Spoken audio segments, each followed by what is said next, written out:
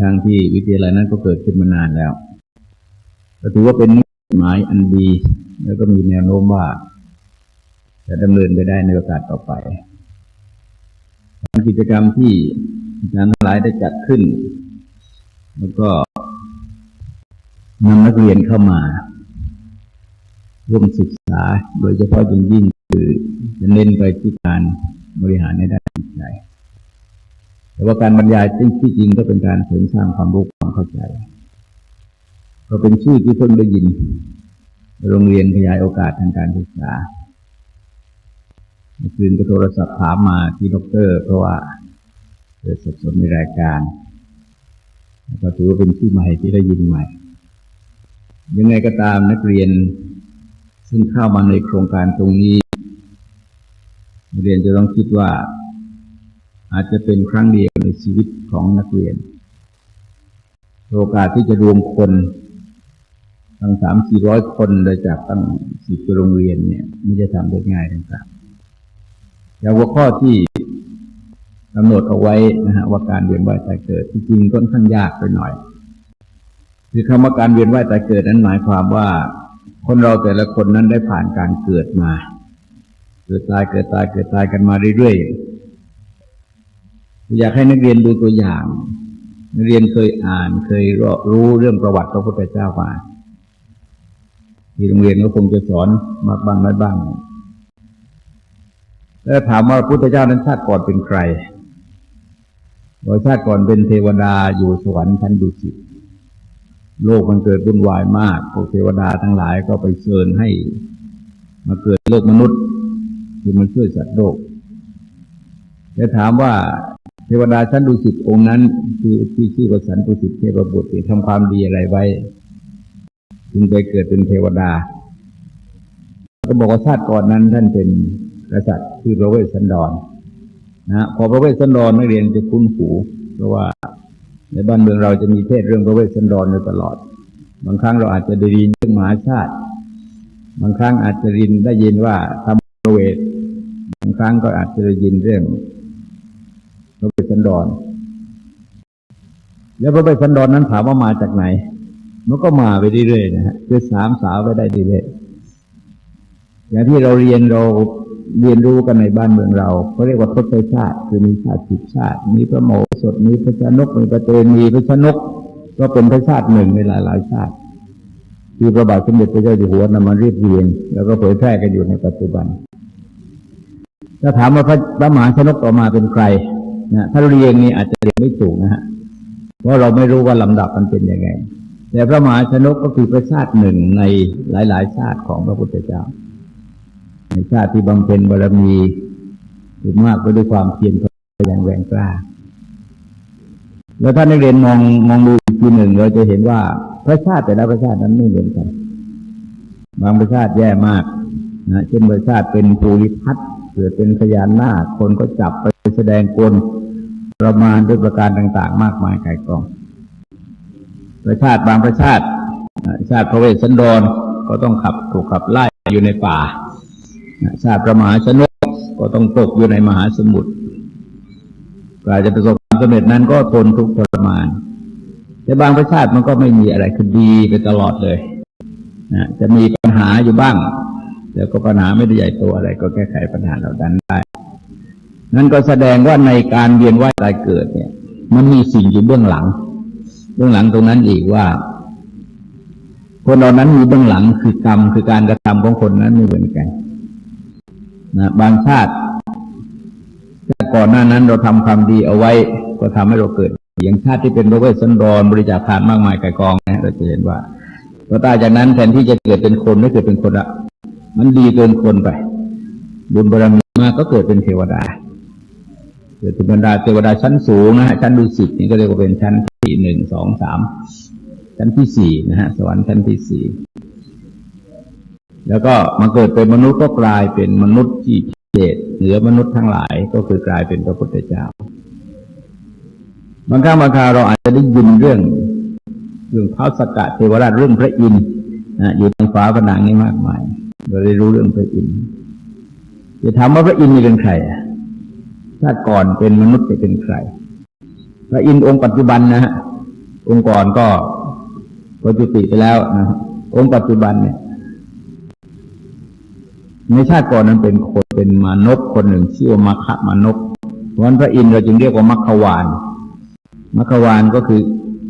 เป็นนายมัคคะมานพมาเกิดเป็นพระอินทร์จะถามว่าทำความดีอะไรไว้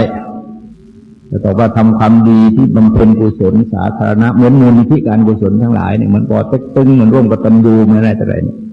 คือบำเพ็ญกุศลสาธารณะช่วยเหลือประชาชนแต่ของแกนั้นก็คือสร้างถนนหนทางสร้างศาลาพักขุดสระน้ำให้คนได้ใช้น้ำสร้างสวนให้คนได้พักผ่อนหย่อนใจที่บำเพ็ญกุศลสาธารณะแล้วก็มีเพื่อนร่วมทำบุญอยู่ด้วย32 คนแล้วก็มีช้างที่ใช้บรรทุกไม้บรรทุกอะไรต่ออะไรมาเนี่ยมาบำเพ็ญกุศลสาธารณะด้วยกันในขณะเดียวกันเนี่ยนักเรียนอาจจะเคยได้ยินมเหสีของพระอินทร์4 นางสุธรรมาสุจิตราสุนันทาสุชาดาท่านเหล่านี้ที่จริงก็ชาติก่อนก็เคยเป็นภรรยาของมัคคะมานพมาแต่3 คนแรกเนี่ยนางสุธรรมาเนี่ยร่วมทำบุญกับสามีในการสร้างศาลานางสุจิตราก็ร่วมทำบุญกับสามีโดยการสร้างสวนดอกไม้แล้วก็นางสุนันทาก็สร้างสระน้ำหมายความมาคนมาพักที่ศาลาได้อาบน้ำอาบผ้าแล้วก็ชมดอกไม้ตามสวนต่างๆตรงนี้มันมีเหลืออยู่คนเดียวที่ไม่ได้ร่วมทำคือนางสุชาดาเนี่ยไม่ได้ทำด้วยก็ถือว่าถ้าผัวทำตัวเองก็ควรได้ด้วยมันก็ตกแต่งประดับร่างกายอยู่เรื่อยๆปรากฏว่าเวลาตายเนี่ยพวกเหล่านี้ทั้งหมดเนี่ยมีเพื่อน32 คน33 คน33 คนนะฮะก็34ทั้งมัคคะมานพแล้วก็ช้างนักเรียนได้ยินช้างเอราวัณช้างเอราวัณเนี่ยคือช้างตัวเนี้ยช้างที่ขนไม้ไปสร้างอาคารสถานที่ต่างๆแล้วก็กลายไปเกิดไม่ได้เกิดเป็นช้างนะฮะที่จริงก็แต่เป็นเทพบุตรแต่ว่าเวลาจะไปไหนเนี่ยก็แปลงร่างเป็นช้างเราเห็นว่ามีอะไรล่ะมีเสียงไม่ใช่ช้าง3 เสียง33 เสียงแต่มันสร้างไม่ได้ช้าง33 เสียงรู้จะปั้นยังไงก็เรียกว่าช้าง3 เสียงที่จริง33 เสียงจะถามว่าทำไมต้อง33ล่ะเพื่อให้เทวดาแต่ละองค์ที่ทำบุญร่วมกันมาเนี่ยประทับแต่ละเสียงนะก็กลายเป็น33 เสียงพระอินทร์ก็อยู่ข้างบนอยู่บนหลังนะเราจะเห็นถ้านักเรียนได้อ่านเรื่องรามเกียรติ์ตอนอินทรชิตนิรมิตร่างกายเป็นช้างเอราวัณนะให้พวกยักษ์นิรมิตตัวเป็นช้างเอราวัณตัวเองนิรมิตตัวเป็นพระอินทร์ที่มาหลอกพระรามนะหลอกพระรามก็มี33 เสียงมีงานมีอะไรมากมายไกลกว่านางสุธรรมาเราก็ได้ยินว่ามีศาลาสุธรรมา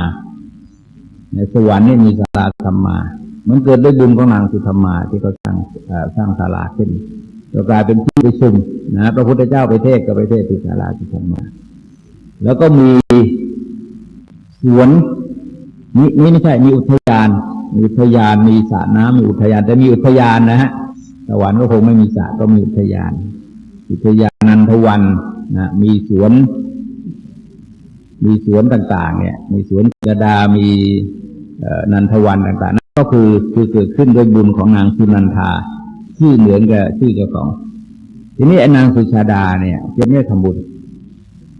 ปรากฏว่าเวลาตายไปเกิดเป็นนกยางก็ไปชอบสวยงามแกตกแต่งร่างกายแล้วก็ได้สวยงามจริงคือขาวหมดทั้งตัวเลยพระอินทร์ก็ตรวจดูว่ามันมาเหสีมากันหมดเพื่อนฝูงมากันหมดเลยไม่มีใคร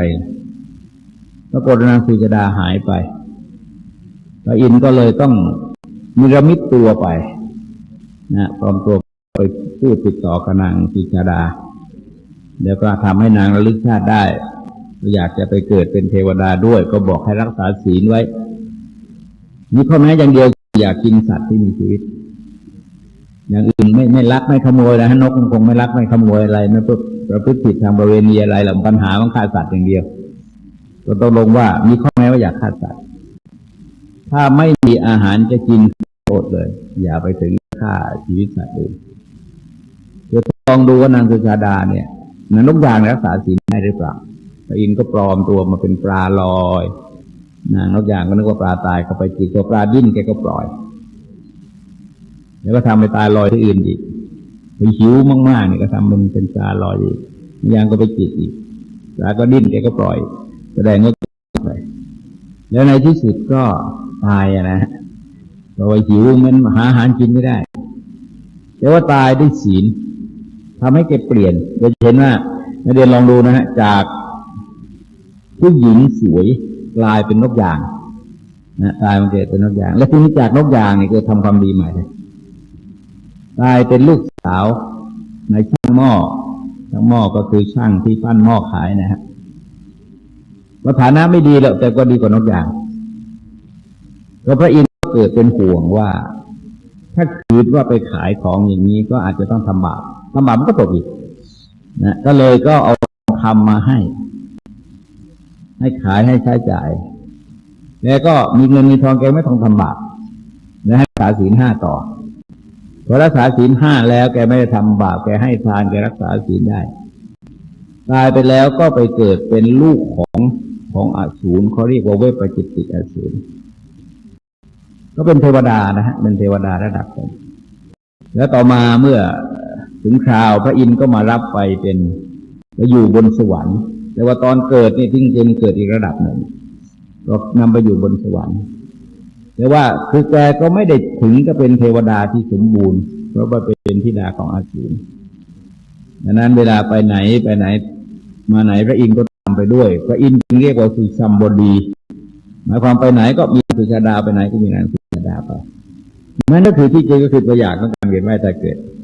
เดี๋ยวนักเรียนจะเห็นว่าการเวียนว่ายตายเกิดของคนดีหรือไม่ดีเนี่ย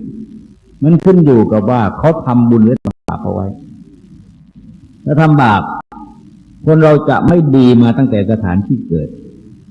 ลองดูแต่บางครั้งมันดินแดนแห้งแล้งทุรกันดารแถวแอฟริกาแถวอะไรแต่โอ้มันทุเรศทุรังไม่เกินน้ำตาลงไปมีฝนฟ้าก็มาเคยตกข้าวปลาอาหารก็ไม่มีพอจะกินแต่คนก็เกิดที่นั่นเยอะเลยทำไมไม่เลือกเกิดเมืองหลวงล่ะทำไมไม่เลือกเกิดบ้านเมืองที่ก็เจริญมันเกิดไม่ได้เพราะว่าเราไม่มีบุญที่จะทำให้เราเกิดอย่างนั้นมันเหมือนกันอะไรนั่นเองมันเหมือนกับเราไปพักไปในสถานใดที่หนึ่งเนี่ยโรงแรมเยอะเลยโรงแรมเยอะเลยแต่ไม่ได้พักถามมาทำไมไม่มีตังค์เหตุผลง่ายนิดเดียวคือไม่มีตังค์ทำให้เราพักโรงแรมนั้นไม่ได้สตางค์มันก็เหมือนกับบุญน่ะ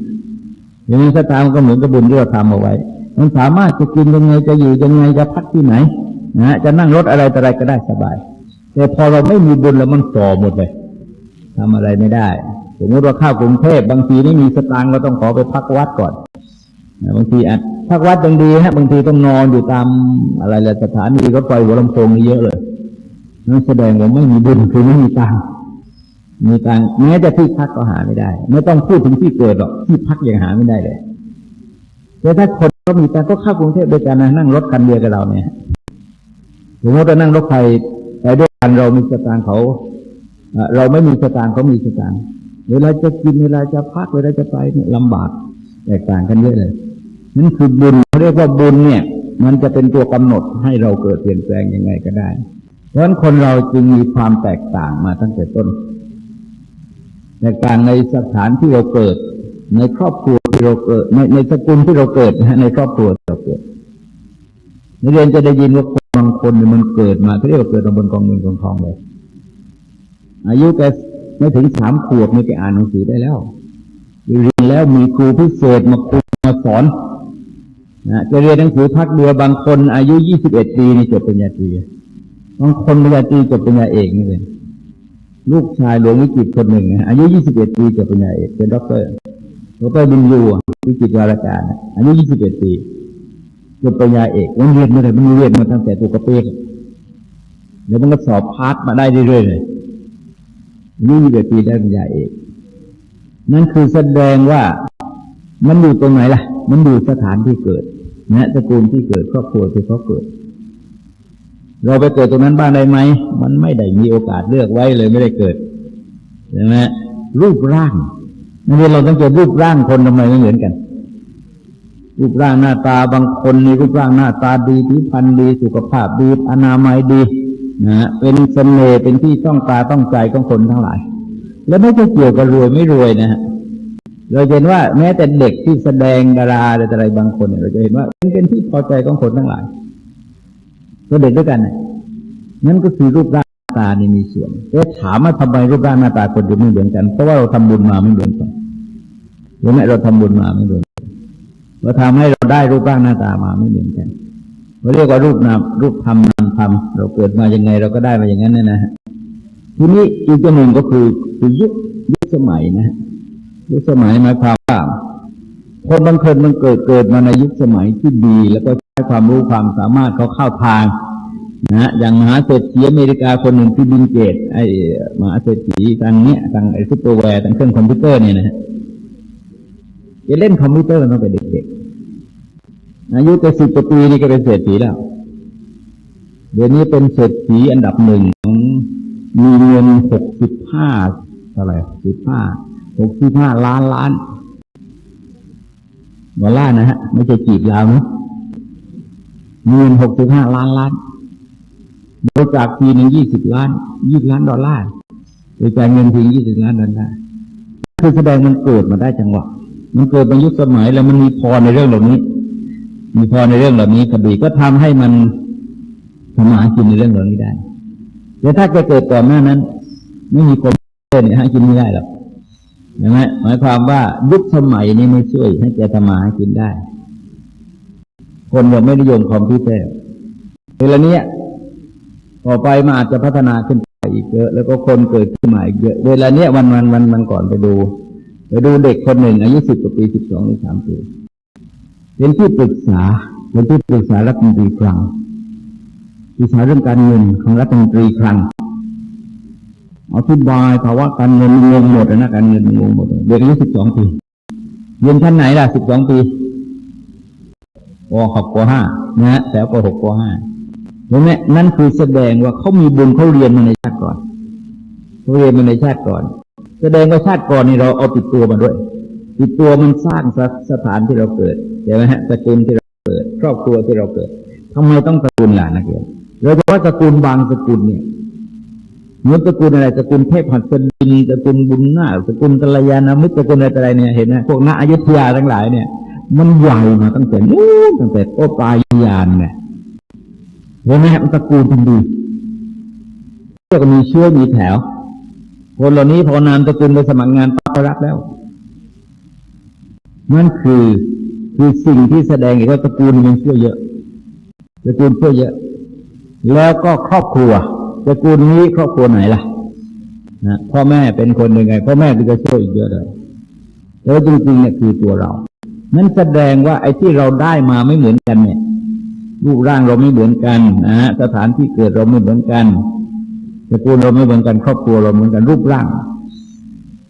แล้วก็ส่วนย่อยก็คือสุขภาพพลานามัยอีกนะบางคนเจ็บอดแดด3 วันดี4 วันไข้ไม่ได้เรื่องเรียนหนังสือก็เอาดีไม่ได้บางคนไม่มีโรคมีภัยอะไรเลยเป็นต้นนี่คือสิ่งที่แตกต่างกันแล้วแสดงว่าคนเรานั้นได้ผ่านการเวียนว่ายตายเกิดแต่ถามว่าทำไมเราต้องพูดเรื่องเวียนว่ายตายเกิดคือนักเรียนจะต้องเข้าใจว่าชีวิตคนเนี่ยถ้าเราคิดชาติปัจจุบันมันสั้นนิดเดียวไม่มีใครอยู่ถึง100 ปีหรอกนะบอกกับหลวงพ่อคูณอยู่สัก100 ปีแล้วกันนะอยู่ไม่ถึง100 ปีคนมีเมื่อวานเนี่ยสมเด็จมรณภาพไปองค์หนึ่ง90 ปีภาษาหัดแล้ว90 ปีเดินไม่ไหวแล้วอยู่พอสมควรนะสัก70 กว่าสัก80อะไรอย่างมากนะก็ขนาดนั้นนะคนชีวิตข้างหน้ามันมีมากหลังตายเนี่ยมันจะมากกว่าชีวิตปัจจุบันถ้าเราเชื่อเรื่องการเวียนว่ายตายเกิดมันดีที่เราจะเห็นว่าการตายไปเกิดที่ไหนเนี่ยมันอยู่ที่การกระทำของเราในปัจจุบันเห็นไหมมันเหมือนกับนักเรียนเรียนหนังสือเนี่ยว่าต่อไปอนาคตนักเรียนจะเป็นยังไงจะมีความรู้มีฝีมือมีความสามารถทำมากินได้หรือไม่มันก็อยู่ที่ว่านักเรียนเรียนอะไรนักเรียนอะไรถ้านักเรียนจบแค่ป .6 จะไหวเหรอ มันก็ไหวนะฮะขนาดทำนาทำสวนนี่ไหวแต่ก็สู้คนที่จบปริญญามาทำนาไม่ได้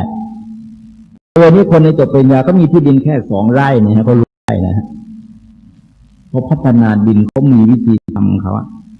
ดินจำนวนน้อยแต่เขาพัฒนาขึ้นไม่ได้ด้วยเป็นมีเงินทองเกิดขึ้นกับจุดตรงนั้นเดี๋ยวนี้มันก้าวหน้าไปจนก็ปลูกผักโดยไม่ต้องมีดินแล้วเห็นไหมคนฉลาดเนี่ยสามารถปลูกผักโดยไม่ต้องมีดินมันเกิดมาจากประเทศญี่ปุ่นเวลานี้ข้ามมาเมืองไทยแล้วปลูกด้วยรางปลูกด้วยแผ่นเหล็กปลูกด้วยแผ่นเหล็กแผ่นอลูมิเนียมเนี่ยฮะวางเป็นรางเป็นแผ่นแล้วก็เจาะรูทำตำบุกดุมนิดหน่อยปลูกได้เป็นหมื่นต้นนี่คือแสดงว่าคนนี้คนฉลาดคนฉลาดก็ศึกษาเขาเรียนรู้เขาเข้าใจคิดวิชาการต่างๆที่มีอยู่ในตำรับตำราในการไปดูงานอะไรต่างๆคือทำให้คนได้คิดแต่ถ้าเราไม่เรียนมาเนี่ยเราไม่มีความคิดมันก็อยู่กันไปครับเราทำงานกันไปก็ทำได้แต่ว่ามันก็เหนื่อยตลอดชีวิตเลยแต่ถ้าเราเรียนไปนักเรียนจะรู้ว่าอนาคตเราจะเป็นอะไรสมมตินักเรียนไปทางช่างนักเรียนมั่นใจว่าฝีมือช่างของนักเรียนจะพัฒนาไปแล้วก็เรียนจะมีความเจริญก้าวหน้าได้ประสบความสำเร็จได้มีตัวอย่างคนเยอะเพราะงั้นไอ้ตัวเนี้ยมันมองข้ามชาติหน้าไปใช่ไหมแล้วความมองข้ามชาติหน้าก็คือชาติหน้าก็คือวันหน้าเดือนหน้าปีหน้า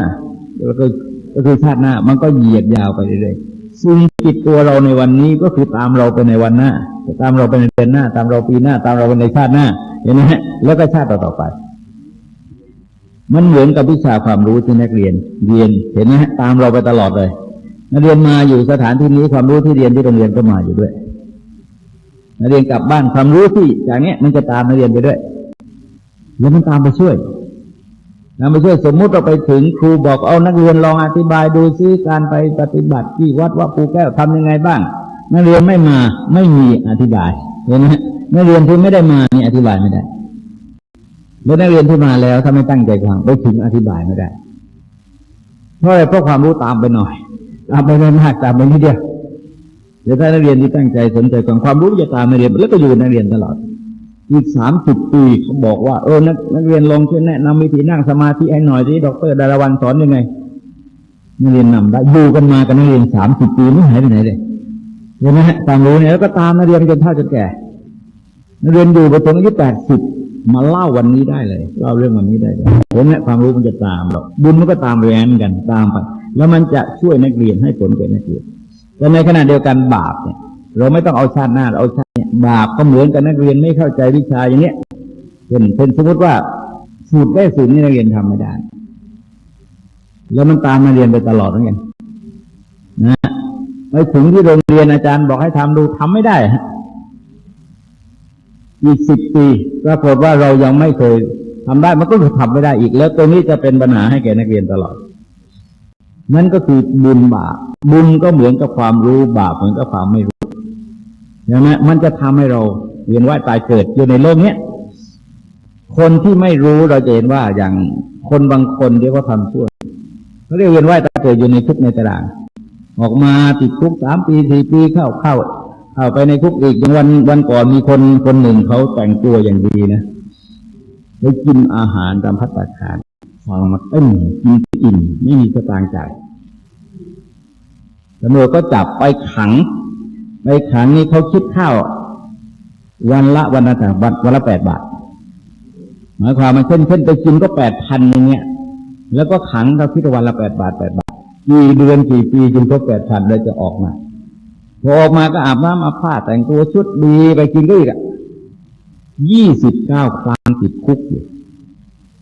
ติดเพราะติดก็กินอาหารแล้วไม่จ่ายเหมือนกันทุกทีเลยนั่นแสดงว่าเนี่ยแกก็เวียนว่ายตายเกิดในคุกกันในคุกกับนอกคุกในคุกกับนอกคุกพอนอกคุกก็คือพ้นโทษพอในคุกก็คือไปกินข้าวแล้วไม่จ่ายนั่นคืออะไรคือบาปอย่างนี้คือบาปพอแกหมดบาปแกก็ออกจากคุกพอสร้างบาปใหม่แกก็ติดคุกต่อพอหมดบาปก็ออกจากคุก29 เดือนนี้แก่อายุ60 กว่าแล้วคงเลิกแล้วมั้งคงเสร็จแล้วมั้งนามสกุลดีด้วยนะนามสกุลพวกเดลิมิวเฮสกุลคนดีด้วยคนมีชื่อเสียงจะเป็นคนแค่โรคจิตคือต้องทำผิดถ้าไม่ทำผิดเนี่ยมันนอนไม่เป็นสุข นะต้องไปกินข้าวกินให้อร่อยแล้วเสร็จแล้วก็ติดคุกนั่นคือนักเรียนจะเห็นสองอย่างว่าคือทำบาปก็ได้รับผลเป็นความทุกข์โกรธบาปก็ได้รับผลเป็นความสุขถ้าแกไม่สร้างอีกแกไม่ติดคุกเดี๋ยวนะสร้างบาปอีกแล้วก็ติดคุกอีกทีนี้เมื่อเราศึกษาเราทำความเข้าใจว่าคนเราตายมาแล้วเนี่ยต้องเกิดอีกเนี่ยเดี๋ยวจะเล่าตัวอย่างบุคคลให้ฟังสักสองสามคนเนี่ยนะฮะคนที่ดังๆอยู่เวลานี้นักเรียนจะคงจะได้ยินชื่อพระอาจารย์สมชายวัดเขาสุกินนะนักเรียนคงได้ยินชื่อเป็นคนทางภาคอีสานรู้สึกว่าแถวอะไรแถวสารคามแต่อะไรนี่นะอาจารย์สมชายนั้นแกตายตอนเป็นเนรนี่แกตายเลยมันกลัวหนักอยู่ในป่าเป็นเนรแล้วก็วิญญาณออกจากร่างแล้วก็มองย้อนกลับมาเห็นตัวเองนอนอันนี้เราอันนี้ใครทำไปทำมามัน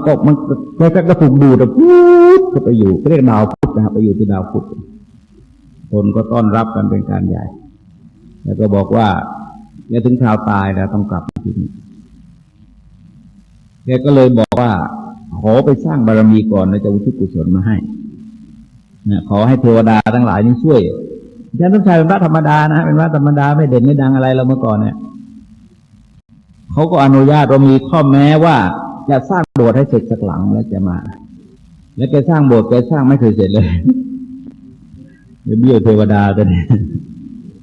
สร้างไม่เสร็จเทวดาก็มารับไปไม่ได้ตอนนี้อายุเท่าไหร่70 กว่าแล้วยังอยู่ที่วัดเขาสุกินสร้างอะไรอยู่เยอะเลยนั้นแสดงว่าเขาบอกว่าชาติก่อนเนี่ยแกเป็นเทวดาอยู่ที่นั้นนะก็หมายความว่านั่นคือชาติก่อนเป็นเทวดาแล้วต่อมาก็ชาตินี้ก็มาเกิดเป็นคนเป็นชาวบ้านแถวทางภาคอีสานนี่แหละแล้วก็ต่อมาก็มีความรุ่งเรืองไปบวชเป็นเณรบวชเป็นเณรแล้วก็ป่วยหนักแล้วก็ตายแล้วก็ไปเกิดกลับไปเกิดตรงนั้นแต่ว่าเขาก็ให้กลับมาอีกนะฮะเวลานี้ก็แสดงว่าชาติก่อนนั่นคือชาติก่อนเป็นเทวดาชาติต่อมาเป็นคนนะแล้วก็พัฒนากันไปจนเป็นพระแล้วก็พระดังมาทำประโยชน์อะไรเยอะก็แสดงว่าเราก็เห็น2 ชาติจะน้อยเลย2 ชาตินะฮะชาติก่อนเป็นเทวดาชาติปัจจุบันเนี่ยเป็นคนซึ่งในความเป็นนี้ชาตินี้ท่านทำอะไรเยอะแล้วเวลาตายอย่างน้อยท่านก็เป็นเทวดาอีกอะนี่ก็คือหมุนวนอยู่ถ้าถามว่าเพราะอะไรเพราะความดีความเชื่อที่ทำให้คนเราเกิดมาแตกต่างกันนั้นมีเพื่อนเป็นเนรตอนเป็นเนรแขนขานี่ก็ยาวเก้งก้างนะตัวสูงย่นแขนยาวคอยาวเลยหัวน้อม20 ปีแกระลึกชาติได้เขาเรียกว่าสำนวนภาษาปากใต้เนี่ยเขาเรียกหัวหน้าผีเรียกเจ้าเปลวนายผีนะฮะนายผีเรียกว่าเป็นเจ้าเปลวเพื่อนก็เรียกอย่างนี้นะฮะผิวเป็นผีรูปร่างมันก็เหมือนก็เปรตรูปร่างมันก็เปรตที่ก็เขียนฝาผนังงงเก้งเด็กแกเล่าว่าในชาติก่อนแกเป็นหัวหน้าผีอยู่ที่ป่าช้าแห่งหนึ่งแล้วต่อมาผีนี่มันเยอะขึ้นมันทะเลาะกันแล้วก็แบ่งแยกกันแล้วปฏิวัติยึดอำนาจแกขับไล่แกผีปฏิวัติไงนะแล้วเสร็จแล้วแกก็หนีมาไปนั่งอยู่บนศาลานี่ข้ามคลองสะพานนี่นะสะพานมันก็มีศาลาอยู่ด้วยคลองเล็กๆจะนั่งรออยู่บนจะหาที่ไปเกิดตอนนั่งดูมาก็มาถึงก็เห็นแม่แกในปัจจุบันซื้อขนมซื้ออะไรต่างๆแล้วก็ถามมันซื้อไปไหนซื้อไปฝากลูกไม่เห็นคนอื่นมีของฝากลูกเลยเห็นผู้หญิงคนนี้มีของฝากลูกก็แสดงว่าคนเป็นคนรักลูกนะฮะแกก็กระโดดเกาะบ่าไปเลยแม่มันรู้สึกไหมเกาะบ่าเนี่ยนะยีเกาะบ่าไปแล้วก็เวลาได้จังหวะก็เข้าไปในขันของแม่แล้วก็เกิดจะระลึกชาติได้ก็คงสลดใจตัวเองนะฮะในที่สุดก็ออกมาบวชนั้นคือแสดงให้เห็นว่าชาติก่อนนะฮะจะเกิดเป็นผีก็เกิดแล้วนะฮะทีนี้ต่อมาก็เกิดเป็นคนพอระลึกชาติได้เห็นตัวเองแย่มากเลยบาปกรรมแย่ก็บวชเป็นสามเณรบวชแล้วตั้งใจศึกษาตั้งใจประพฤติปฏิบัติดีนะฮะต่อมาก็หายไปไม่ได้เจอนั่นคือแสดงว่าการเวียนว่ายตายเกิดคนจะเวียนว่ายตายเกิดแต่ชาติแต่ละชาติจะไม่เหมือนกันนะชาติแต่ละชาติเนี่ย เวลานี้ฝรั่งเมืองนอกเขาค้นคว้าที่จริงก็ค้นมาหลายปีที่ฝรั่งมันไม่ค่อยเชื่อในเรื่องการระลึกชาติได้เพราะว่าในศาสนาฝรั่งไม่มีการระลึกชาตินะเพราะเราจะพูดถึงการระลึกชาติได้เพราะเราศึกษาเรื่องจิตเขาไม่ได้ศึกษาเรื่องจิตเขาไม่ได้ศึกษาเรื่องสมาธิแล้วฝรั่งพอได้ศึกษาเอกสารตำรับตำราทางเอเชียมากโดยเฉพาะพุทธศาสนาเมื่อเกิดสนใจเรื่องชาติก่อนเมื่อหลายปีที่แล้วเนี่ยเขาสะกดจิตผู้หญิงคนหนึ่งชาวอังกฤษปรากฏว่าระลึกชาติย้อนไปได้2 ชาติจากชาติอังกฤษนะฮะชาติอังกฤษต่อไปเป็นสวีเดนต่อไปเป็นนอร์เวย์แล้วนี่ก็สามชาติก็หมายความว่าชาตินี้ก็คือชาติปัจจุบันอันนี้ก็คือชาติก่อนสวีเดนคือชาติก่อนแล้วนอร์เวย์ก็คือชาติก่อนในชาติสวีเดนหมายความว่านอร์เวย์นั้นเป็นชาติก่อนของชาติอังกฤษด้วยและชาติสวีเดนด้วยเห็นว่ามีชาตินี้มีชาติหน้าก็รวมแล้วก็คือชาตินี้นะคือชาติหน้าถ้าสมมติว่าเราเอาชาติสวีเดนตรงกลางใช่ไหมสวีเดนเป็นชาตินี้นอร์เวย์ชาติก่อนเห็นไหมอังกฤษเป็นชาติหน้าเรานับจากตรงโน้นนับจากชาติก่อนเข้ามาเนี่ยนั่นก็แสดงมีชาตินี้ชาติหน้าชาติก่อนคือก็3 ชาติแล้วเราจะเห็นทั้ง3 ชาติเลยใช่ไหมนับชาติปัจจุบันชาติก่อนหน้านั้นก็คือชาติก่อนชาติต่อไปก็คือชาติหน้าชาติที่เขานับก็คือชาติปัจจุบันมันก็ต่อกันไปเรื่อยๆอย่างนี้ก็แล้วแต่จะนับว่าจะนับตรงไหนเราตรงนี้เราคือชาติปัจจุบันเรามีชาติหน้าไหมเราก็มีถามว่ามีเมื่อไหร่ก็ไม่รู้ก่อนตายไปก่อนนะฮะแล้วก็ที่สำคัญอย่างยิ่งเนี่ยฮะนักเรียนว่าชาตินี้ชาติหน้าที่เป็นสุขเป็นทุกข์เป็นนรกสวรรค์จากการทำของเราในปัจจุบันหมายความถ้าเราทำดีก็จะไปบังเกิดในสวรรค์ทำชั่วก็จะตกนรกมีบาสิกาคนหนึ่งมีชาวฝั่งคนชื่อบาสิกาถนอมบาสิกาถนอมเนี่ยคือคนไทยโบราณเนี่ยนะคนไทยโบราณเนี่ยเขาบางทีเขาจะถือบางคนนี่กลัวไม่กล้าตักบาตรกลัวพระจะมองก็ไม่กล้าตักบาตรแม่แกเป็นบาสิกาแต่ว่าแกเองไม่เคยไหว้พระไม่เคยทำบุญไม่เคยให้ทานเลยที่เหตุให้แกต้องเข้าวัดฟังธรรมจนกลายเป็นอุบาสิกาถนอมที่บริจาคทรัพย์เจริญกรรมฐานรักษาศีลภาวนาเนี่ยเมื่อเกิดจากว่าแกสลบไม่สลบจริงๆไม่ใช่ตายนะแต่มันสลบลึกๆคราวหนึ่งแม่แกตายไปแต่ว่าก่อนหน้านั้นนะไม่ใช่เอาเป็นกระดาษคือแม่แกตายไปแกก็อยู่ก็เติบโตกันมาวันหนึ่งมีป่วยหนักแล้วก็ตายนะฮะแต่หมายถามมันก็ตายก็ไปคลอดแม่ตัวเองบ้านแม่นี่สวยงามมากคนเยอะบริวารเยอะแล้วก็แม่นี่สาวขึ้นแต่ว่าจำได้ว่าแม่มีอาหารการกินเยอะแล้วแกก็ป่วยมาหลายวันไม่ได้กินข้าวก็หิวก็ถือว่าของแม่นะฮะก็หยิบไม่ขึ้นเลยหยิบไม่ขึ้นแม่ก็บอกว่าไม่ใช่ของลูกกินไม่ได้หรอกแกก็บอกว่าขอแม่กินแม่แกบอกไม่ได้หรอกมาถึงตรงนี้แล้วเป็นบุญใครบุญมันกรรมใครกรรมมันหรือช่วยกันไม่ได้แล้วแม่ก็แล้วแกก็ถามมาแล้วแกจะทำยังไงแกก็บอกอาหารของลูกมีไปดูข้างในปรากฏเราไปดูข้างในเนี่ยมันเจอกล้วย3 ลูกกับท่อนหนึ่งแล้วก็ปลาทูตัวหนึ่งกับข้าวถ้วยหนึ่งแกนึกได้ทันทีเลยมันไม่ใช่จำได้คือคราวหนึ่งเนี่ยแม่ไม่อยู่สั่งให้ลูกสาวจะตักบาตรพอพระมาแกเข้าไปเอาอาหารที่แม่เตรียมแล้วนะฮะแต่ว่ากล้วยดีเตรียมให้กลางคืนคือมันหนูมันกัดไปหน่อยแกก็เลยมีเสียงลงว่าเหลือ2 ลูกกับท่อนหนึ่งก็มีปลาทู1 ตัวนะฮะกล้วย2 ใบกล้วย2 ผลกับ1 ท่อน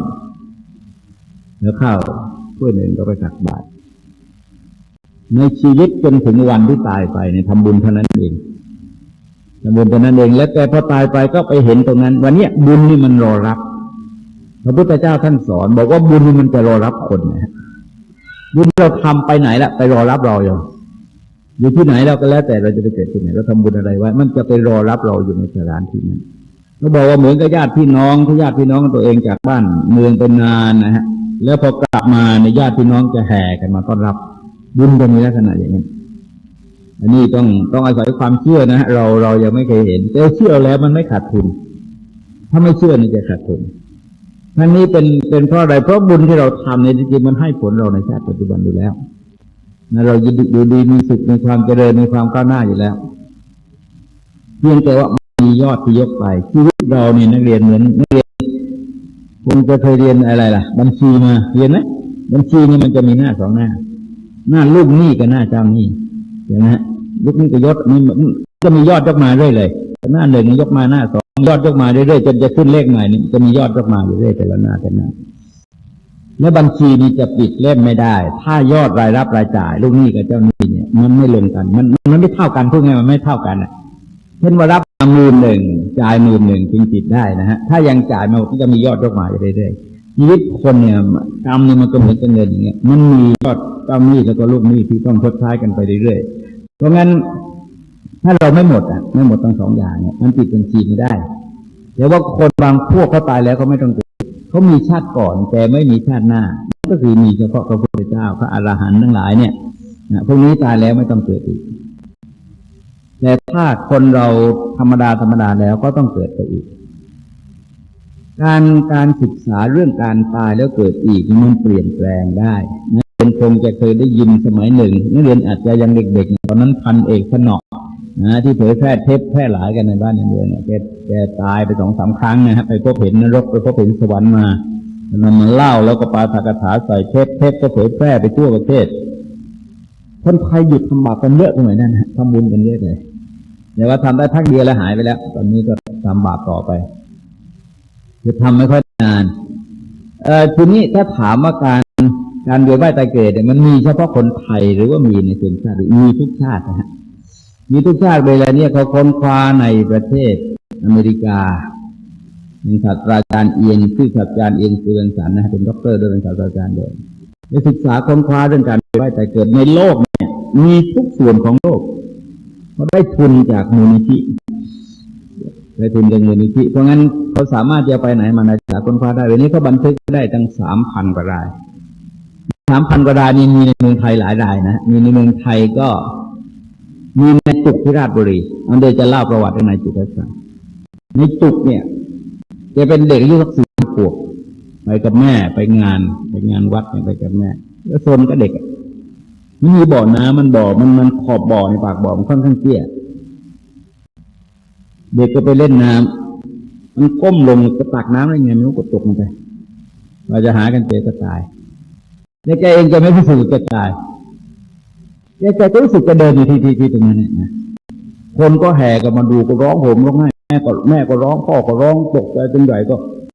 แกก็พยายามไปกระตุกเสื้อเขาเนี่ยบอกว่าผมไม่ตายผมยังอยู่ตรงนี้ไม่มีใครเห็นเลยแต่ก็สงสัยทำไมเขาไม่พูดกับเราก็ไม่เห็นเราก็ก้มลงไปดูค่ะทำไมเรานอนอยู่ตรงนั้นแล้วเราเนี่ยทำไมยืนตรงนี้ก็เกิดสงสัยตัวเองเด็กอายุ4-5ก็ตกใจพูดกับพ่อก็ไม่พูดแม่ก็ไม่พูดไม่มีใครพูดด้วยเลยยีดใจก็คล้ายๆก็ประชดประชันนิดหน่อยนะวิ่งหนีเลยวิ่งไปถึงเนี่ยแกวิ่งจะบอกมันแปลกเพราะถ้าจะไปมันถึงมันลอยไปเลยก็ไปถึงก็มียายแก่คนหนึ่งเอาผลมาให้กินไอ้โกรธกำลังงอนกำลังโมโหนะก็ปัดมือเลยไม่กินวิ่งหนีก็ไปถึงไปเจอกับชีปะขาวคนหนึ่งชีปะขาวก็เรียกไปก็นั่งคุยกันนะก็ถูกอัธยาศัยกันชีปะขาวก็ชวนให้อยู่กับท่านเด็กก็ชอบนะฮะแต่คิดถึงแม่โมเดจะไปเยี่ยมแม่ก่อนเวลาแม่ก่อนเราจะมาอยู่กับชีปะขาวขอไป3 วันชีปะขาวบอกว่า3 วันในโลกมนุษย์นะ3 วันที่นี่3 วันที่บ้านท่านเนี่ยฮะคือ60 ปีโลกมนุษย์นะที่วันปีนี่นักเรียนเลยว่ามันเหมือนกับดวงดาวเลยนะการหมุนรอบตัวเองของดวงดาวแต่ละดวงเท่ากับ1 วันนะของดาวดวงนั้นของเราดาวเล็กๆโลกหมุนรอบตัวเอง24 ชั่วโมงก็ถือวันหนึ่งของโลกนี้เนี่ยถามบนดาวใหญ่ๆดาวพระเสาร์ดาวพฤหัสดาวพระเกศเยอะเลยดาวบางดวงเนี่ยหมุนรอบตัวเองโลกเราผ่านไป250 ปีกับ333 วันเกือบ351 ปีนะดาวนั้นเพิ่งได้วันเดียวเองเห็นไหมเพราะงั้นถ้าคนเกิดที่นั้นเนี่ยวันของเขาก็คือ250 ปีกว่า เกือบ250 ปีของเราก็ลงว่านายจุกเด็กชายจุกนี่ก็มารอแม่อยู่ที่เดิมนะฮะที่บ่อเดิมแม่เสียใจมากเลยลูกตายลูกกำลังน่ารักตายเสียใจนอนสมอย่างนี้เนี่ยนะออกมาไม่ได้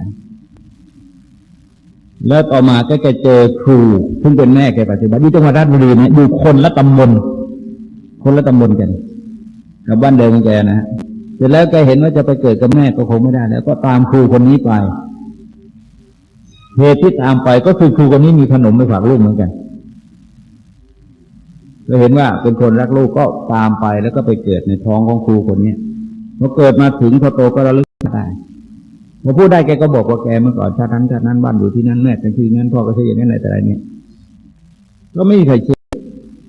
ในที่สุดก็ชวนกันมานัดหมายกันพ่อแม่2 ฝ่ายนะฮะสองชาตินัดหมายกันดูพิสูจน์ดูสิที่เด็กพูดจริงๆไหมก็ปรากฏว่าพอมาถึงนี่เด็กวิ่งเข้าไปในบ้านเลยทักพ่อทักแม่ทักพี่คุยก็เลยเรื่องทั้งหมดเนี่ยพ่อแม่ฟังเนี่ยจำได้นะเรื่องบางเรื่องสิ่งบางสิ่งเด็กถามนี่พ่อแม่ชาติก่อนตอบไม่ได้ของที่แกชอบแต่บนคืออะไรของเล่นแกนะแกชอบตรงนั้นถามมันยังอยู่ไหมแกปีนขึ้นมาหยิบมาดูเลยก็อยู่ครบเลยลงพ่อแม่ทั้ง2 ฝ่ายก็เชื่อว่าเป็นลูกของแกแล้วก็ตกลงว่าเป็นลูก2 ครอบครัวพ่อแม่ชาติปัจจุบันก็ไม่ยอมนะพ่อแม่ชาติก่อนก็ไม่ยอมเหมือนกันนะว่าถือว่าลูกแกเหมือนกันก็ตกลงว่าเป็นเด็ก2 พ่อ 2 แม่แล้วก็อยู่มาจนถึงได้บวชได้เรียนไม่จะไม่ยอมทำบาปเวลาใครทำบาปก็จะบอกคนเหล่านี้ไม่รู้ว่าตายแล้วเกิดอีกนี่จะพูดคำเดียวท่านเองไม่รู้ว่าตายแล้วเกิดอีกแกจะไม่ทำบาปพออายุ60 ปีก็ตายลามา3 วันพอดีนะก็สรุปว่าอยู่ได้แค่60 ปีแกก็ตายนั้นแสดงว่า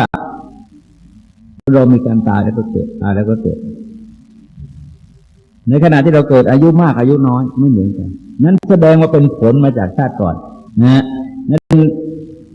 คนเราเกิดมาอายุสั้นเกิดมาอายุยืนเกิดมาโรคน้อยเกิดมาโรคมากเกิดมาสติปัญญาดีเกิดมาสติปัญญาไม่ดีเกิดมาสกุลสูงเกิดมาสกุลต่ำนะเกิดมาในสกุลร่ำรวยเกิดมาในสกุลยากจนอะไรนี่นี่คือเรื่องชาติก่อนเห็นไหมชาติก่อนที่ทำให้เราเกิดมาแตกต่างกันไม่ต้องเหมือนกันเลยไม่เหมือนกันเรียนสอบได้ปรากฏว่าเกรดไม่เท่ากันทำมาเพราะอะไรเพราะการเรียนในวันก่อนๆเห็นไหมฮะนักเรียนในวันก่อนๆเนี่ยได้ไม่เท่ากัน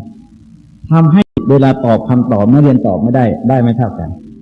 แล้วปรากฏว่าได้เรียนจบการศึกษาไปแล้วบางคนทำงานเก่งมีความเข้าใจจะประทำโอ้ไปเลยมันทำไม่เป็นเลยเพราะอะไรเพราะว่าวันก่อนเดือนก่อนปีก่อนของนักเรียนที่เรียนหนังสืองานเนี่ยเรียนไม่เข้าใจเรียนไม่เข้าใจความจำก็ไม่แม่นไม่เคยทดลองทำไม่มีประสบการณ์ทำงานไม่ได้ในโอกาสต่อไปเนี่ยคนที่มีประสบการณ์เนี่ยเขาว่างงานเยอะนะแล้วถ้าเราไม่มีความชำนาญจริงๆนี่เวลาเข้าสมัครงานเขาไม่ได้มันคือจะกลายเป็นคนว่างงานนะฮะจบจากมหาวิทยาลัยแล้วกลายเป็นคนว่างงานเลยเวลานี้บางรอนกับบางดังได้ยินไหมบางรอนกับบางดังเลยเต็มที่เลยเป็นคนเด็กรับเลี้ยงวัวเฉยๆนี่ไปค้าเฮโรอีนไปค้ายาบ้ายาอะไรขึ้นมาวูบจังเลยเสร็จเลยอ่ะแต่ว่าเวลานี้ถูกตามล่าไม่รู้อยู่ที่ไหนเพราะพระชาติก่อนแกทำชั่วไว้เห็นไหมวันก่อนเดือนก่อนปีก่อนนะแล้วก็มาทำชั่วเห็นไหมความชั่วก็มาให้ผลทำให้แกคนหนึ่งซึ่งมีชื่ออยู่ในป้ายต่างๆเคยอีสานกันนะอยู่ที่สุดจะอยู่สารคามอะไรนะเคยอีสานการก็แต่งงานตามประเพณีแบบไทยมีไปองค์เงินถวายวัดต่างๆเยอะเป็นอิสลามนะอิสลามแต่เวลาเนี้ยความชั่วแกนอนมาแล้วนะมาให้ผลเนี่ยนะทำให้นักบุญคนหนึ่งกลายเป็นคนบาปอยู่ในสังคมก็ไม่ได้ต้องหนีแล้วนี่คือความเปลี่ยนแปลงในชีวิตของแกเห็นนะฮะแกรู้ก็เพราะเงินแต่เงินนี่มันได้มาจากความชั่วไปจากพยานเนี่ยไม่ชัดเจนแกก็โดยไปก่อนนะฮะเห็นแล้ววันนี้เกิดชัดเจนขึ้นมาก็เดือดร้อนอีก 2-3 วันนี้ก็จับพักพวกตั้งหลาย10 คนนะฮะจับประมาณ10 คนประมาณ2-3 วันนี้ลองดูตามข่าวดูนั้นคือเราเห็นว่าความดีความชั่วมันเปลี่ยนแปลงคนเป็นคนดีเป็นคนชั่วเป็นคนสุขเป็นทุกข์เราตกนรกก็เพราะความชั่วนะฮะมันเกิดในสวรรค์ก็เพราะความดีของคนเหล่านั้นทีนี้ จะยกตัวอย่างอีกสักคนหนึ่งนะฮะอันนี้เป็นชาวอังกฤษชาวอินเดียเป็นชาวอังกฤษนะเป็นเศรษฐีชาวอังกฤษตายมาเกิดเป็นอินเดียแล้วระลึกชาติได้แกก็เล่าให้ฟังว่าแกเป็นนักธุรกิจอยู่ที่อังกฤษอย่างนั้นบ้านอย่างนั้นฐานะครอบครัวบริษัทตั้งรัฐอะไรต่างๆนั้นก็คนเขาก็ไม่เชื่อนะฮะว่ามันข้ามทวีปแล้วนะมาตายมาจากยุโรปมาเกิดที่เอเชียแล้วพอโตอายุ 4-5 ขวบเนี่ยพ่อแม่ที่อินเดียเขาก็มีฐานะดีแล้วลงมานัดพบกันจะพาลูกไปอังกฤษแล้วให้คนเหล่านี้มารับที่สนามบินอย่าแสดงรู้จักต่างคนต่างมานะลองดูสิว่าเด็กจะรู้จักไหมพอลงสนามบินคุยจ้อเลยชี้อธิบายพ่อตลอดระยะเวลาเรารู้หมดพอเห็นญาติพี่น้องชัดก่อนชี้วิ่งก็ไปหาเลยทักทายจับไม้จับมือแต่ว่าเมียชาติก่อนเนี่ยไม่ได้มานะแก่แล้วเมียชาติก่อน5 ขวบเท่านั้นเองนะฮะพอไปนั่งรถคนขับแกก็นั่งอธิบายให้พ่อแม่ฟังอธิบายอย่างนั้นตรงนั้นเป็นอย่างนั้นนั้นเลี้ยวไปนั้นบริษัทนั้นว่าตลอดระยะเวลาเลยเนี่ยเหมือนไกด์นำเที่ยวเลยไม่เคยมาอินเดียนะไม่เคยมาอังกฤษนะฮะเสร็จแล้วคนขับก็ตกลงสัญญาณกันเนี่ยแม่ขับไปผิดถนนพบหลังนั่นทีไรไม่ได้ผิดมานี่ไอ้คุมเองไงนะคุมมาจนถึงบ้านเลยเสร็จแล้วมาถึงบ้านเนี่ยก็ไปเจอลูกอะไรมันโตแล้วนะลูกหนุ่มเป็นสาวมาแล้วนะฮะทักเรียกเป็นลูกเหมือนเดิมนะฮะทักเรียกเป็นลูกเหมือนเดิมแล้วโดยเฉพาะเมียนะฮะไปถึงก็จับมือทักแล้วถามว่าตุ้มหูล่ะหายไปไหนล่ะตุ้มหูที่ให้เนี่ยหายไปไหนเมียร้องเลยนะฮะเมียร้องเลยเพราะว่าแกรู้หมดเลยนะรู้ละเอียดหมดแล้วเงินทองอะไรต่ออะไรที่ยังไม่ได้รู้เรื่องเนี่ยก็เล่าให้ฟังมาอยู่ตรงนั้นนี่ก็คือเรื่องของคนเราเวียนว่ายตายเกิดเวลาเกิดที่ไหนไม่รู้เลยเห็นไหมฮะเกิดมาจากนอร์เวย์มาเกิดสวีเดนจากสวีเดนมาเกิดที่อังกฤษอย่างที่เล่าตอนแรกอันนี้ก็เหมือนกันจากอังกฤษแล้วมาเกิดที่อินเดียเกิดที่ไหนก็ไม่รู้บางทีนี่มาจากกาลทวีปอาจจะเกิดที่เอเชียก็ได้นะเกิดที่มันจะเป็นไปตามกรรมมันจะส่งให้คนเราไปเกิดทีนี้ถ้าเรารับผิดชอบเราเชื่อว่าคนเราตายแล้วเกิดนะคนเราตายแล้วเกิดจะทำให้เรารับผิดชอบในชีวิตปัจจุบันเพราะปัจจุบันเนี่ยเป็นเครื่องกำหนดว่าเราจะเกิดดีหรือไม่ดีเนี่ยเหมือนบอกนักเรียนตะกี้ว่านักเรียนอยู่ที่ปัจจุบันเนี่ยแต่จะบอกว่าอนาคตต่อไปนักเรียนจะประกอบอาชีพอะไรจะเจริญก้าวหน้าหรือไม่ถ้าปัจจุบันนักเรียนดีนักเรียนดีนักเรียนประพฤติดีนักเรียนมีความสามารถดีคนแบบนี้ก็ไม่ใช่ได้นะฮะนักโทษที่เรือนจำบางขวางหรือแม้แต่สถานบำบัดพิเศษที่ธัญบุรีคนที่มีฝีมือต่างๆเนี่ยเช่นฝีมือระดับมุกฝีมืออะไรนี่บริษัทจองคนในคุกไว้พอวันถึงเวลาปลดในบริษัทไปรับมาเลยเอารถไปรับมาเลยมาอยู่กับเขาให้อยู่บ้านดูช่องเลยทำงานต่างๆเลยเห็นไหมเพราะว่าอดีตเขาไม่ดีแล้วก็ติดคุกในปัจจุบันเขาดีเห็นไหมปัจจุบันเขาดีเขาเกิดจากชาวบ้านธรรมดาอยู่นอกคุกแล้วก็เพราะทำความชั่วไปเกิดในคุกไปอยู่ในคุกมาอยู่ในคุกไปทำความดีก็ออกจากคุกก็ไปอยู่ที่บริษัทเงินเดือนเยอะเลยพวกนี้เวลาเนี่ยเป็นที่ต้องการคุกบางขวางนี่ไม่พอนะพวกช่างฝีมือวันนี้พอมันแสดงไงนิทรรศการในสินค้าราชทานนะมันก็ถามว่าใครทำอย่างนี้คนที่ไปดูนี่ก็ถามว่าใครทำแล้วเขาจะติดชื่อเลยจะไปจองเลยเห็นไหมงานของเราเนี่ยคนเรานี่สร้างงานแล้วงานจะสร้างเราอะไรนักเรียนทำอะไรดีใครทำเนี่ยทุกท่านเราใครก็จะตามหาตัวมาเลยนี่คือความดีของเรานะสร้างเรายกย่องสถานะของเราขึ้นไปแล้วก็ความดีในชาตินี้ไม่ใช่ในวันนี้ก็ช่วยเราดีในวันหน้าเดือนหน้าปีหน้าชาติหน้าตลอดถึงชาติหน้าก็เป็นผลพวงจากการทำความดีในปัจจุบันของเราแสดงว่าถ้าเราทำความดีแล้วเราก็จะเกิดดีถ้าทำไม่ดีแล้วเราจะเกิดไม่ดีแต่ทีนี้ยังไงเราก็เกิดมาแล้วใช่ไหมเราเกิดมาแล้วเราก็เลือกเกิดไม่ได้ฉันเองก็เกิดกลางทุ่งฉันไปสอนนิสิตที่จุฬาสอนปริญญาโทที่จุฬาบอกนิสิตว่าที่จริงอาจารย์โง่เท่าไหร่นะแต่มันตอนเกิดมันดันได้เกิดกลางทุ่งเลย อายุ16 ปีเนี่ยฉันเพิ่งเห็นรถยนต์รถไฟเราก็เกิดนานเลยนะเพิ่งเห็นรถไฟเมื่ออายุ16 ปีไม่เคยเห็นเลยอยู่กลางทุ่งลึกเลยก็ตายมานะฮะก็ตายมาเรื่อย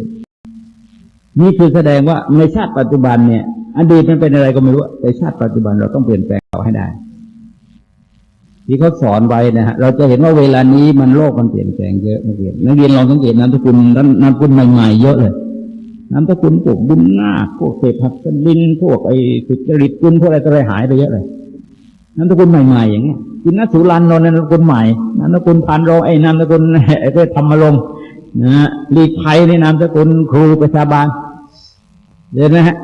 อะไรล่ะสุวรรณคีรีในนามสกุลกำนันพ่อนี่เป็นกำนันเห็นไหมฮะนั่นคือคนรุ่นใหม่มันสร้างเมืองใหม่ขึ้นมาเราสังเกตนะฮะยงจะยุทธก็เหมือนกันพ่อเป็นร้อยโทตอนนั้นเด็กแล้วลูกเป็นพลเอกลูกเป็นพลเอกลองนับดูแต่ละคนเนี่ยเป็นตระกูลที่ต่อมาไม่นานอย่างนิมานเหมินเป็นตระกูลก็เมื่อก่อนก็เป็นจีนนะฮะแล้วก็ออกขึ้นมาอีกคนหนึ่งอันนี้เป็นรุ่นที่3ทารินเนี่ยเป็นรุ่นที่3เท่านั้นเองนั้นแสดงถึงความเปลี่ยนแปลงในชีวิตของคนว่าคนเนี่ยสามารถเปลี่ยนแปลงกระทำตัวเองได้ที่ท่านแต่งเป็นคำกลอนว่าลูกคนจนค้นแค้นแสนจะคิดอัดแฝงฤทธิ์กายเพศเป็นเศรษฐีลูกคนโง่อาจจะโผล่เป็นเมธีนักวิชาการบางอย่างแต่ละคนเนี่ยนะฮะพ่อบางทีไม่ได้เรื่องเลย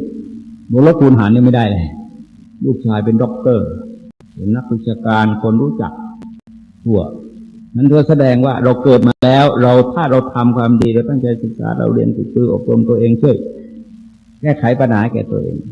แล้วก็เป็นหลักให้แก่ครอบครัวได้เห็นไหมคนเราเกิดมาบางคนเนี่ยเป็นลูกที่เชิดชูสกุล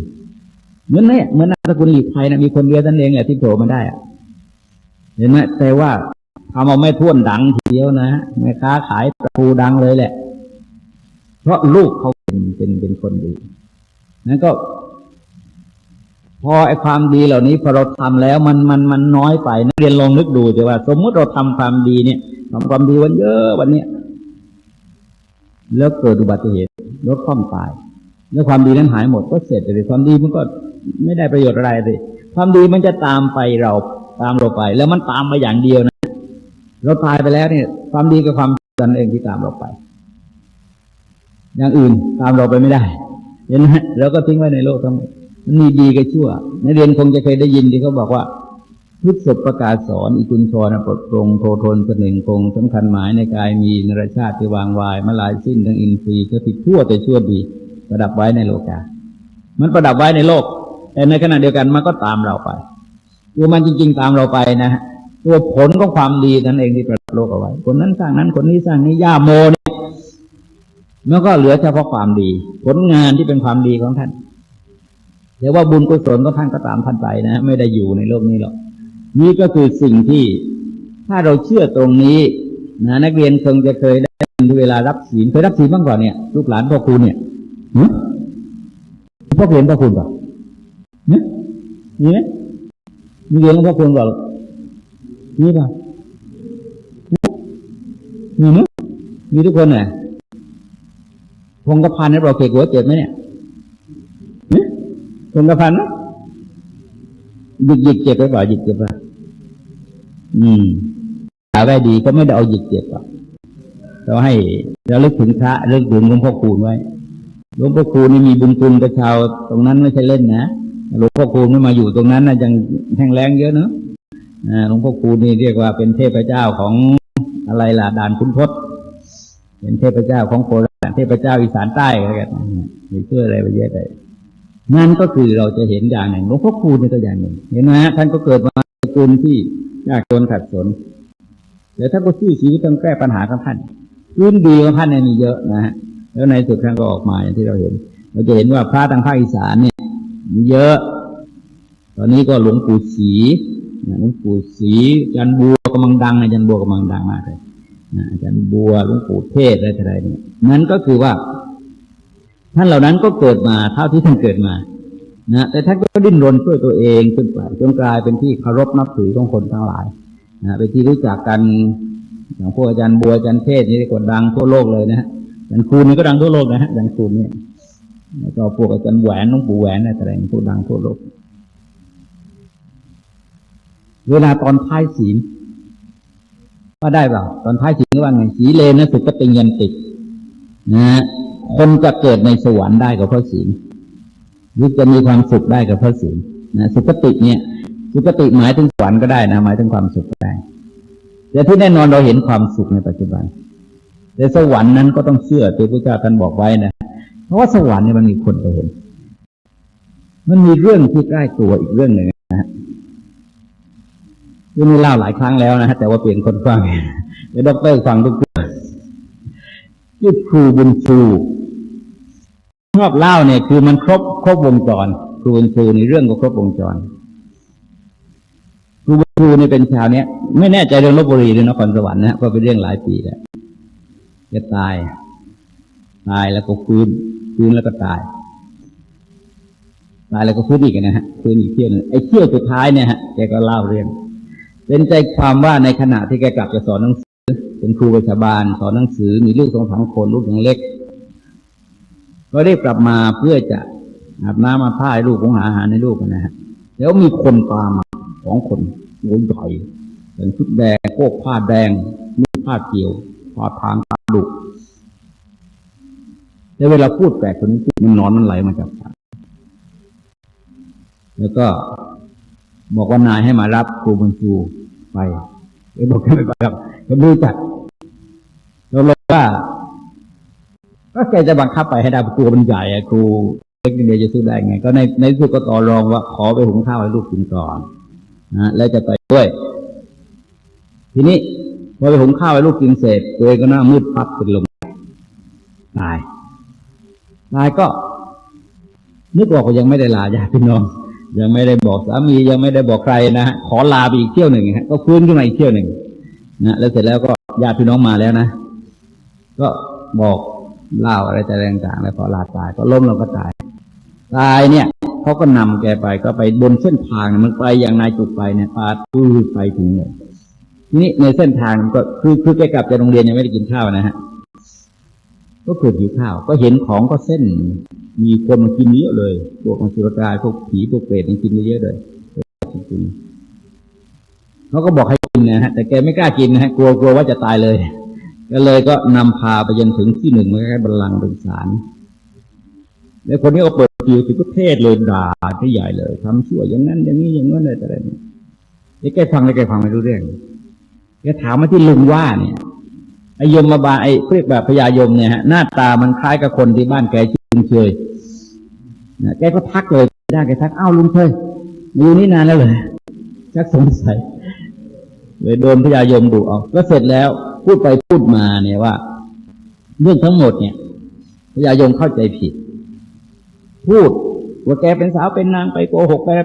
ลักขโมยทองแกบอกแกไม่ได้สาวแกมีลูกตั้ง3 คนแล้วแกก็ไม่เคยลักไอ้ผลพุทราอะไรของใครที่ไหนทำไปทำมาตรวจสอบปรากฏว่าเอามาผิดตัวนะฮะแล้วมันผิดตัวคนที่เขาไปเอานะเป็นนางสาวแล้วก็เป็นโรคไข้ทับฤดูแล้วก็อยากกินลูกพุทราไปขโมยพุทราเขา